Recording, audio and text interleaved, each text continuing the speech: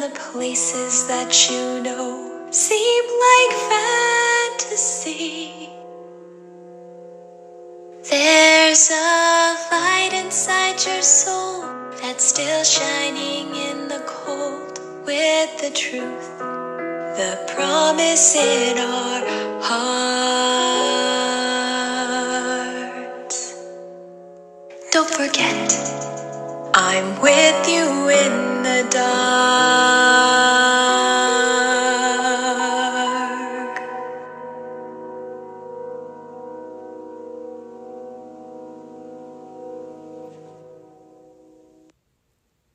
The manager was furious with Mavis the following morning. "You're a very disobedient Diesel, you know that," said the manager. "But Toby's such an old fusspot." "That's no excuse to break the rules.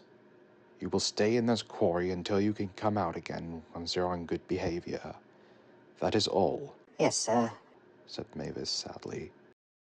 By the time the snow cleared, Mavis was much more behaved betterly, but soon fell back into the naughtiness, and got tired of being in the quarry constantly.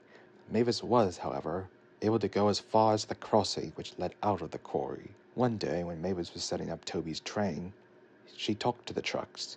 "Can you give me a bump when we get to the crossing?" The trucks liked this idea. Unfortunately, Toby had taken the trucks instead of Mavis. To make matters worse, the trucks had decided to bump Toby instead.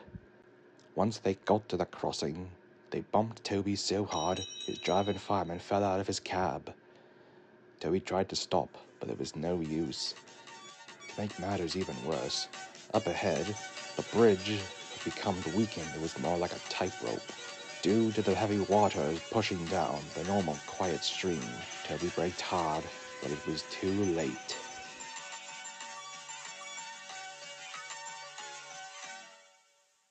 Toby hung dangerously over the water, praying that he wouldn't fall over. Mavis was horrified when she heard this, and by the time she got to Toby, other workmen had helped tie chains and rope around Toby to keep him in place. Mavis was fashioned a coupling to Toby, and pulling one by one, Mavis pulled Toby back on the rails. "You know, Mavis," said Toby, "my driver told me about how circuses have tightrope walkers." That evening, the Fat Controller came to see Mavis and Toby. "It was my fault, sir," said Mavis sadly. "Well, you did disobey," said the Fat Controller.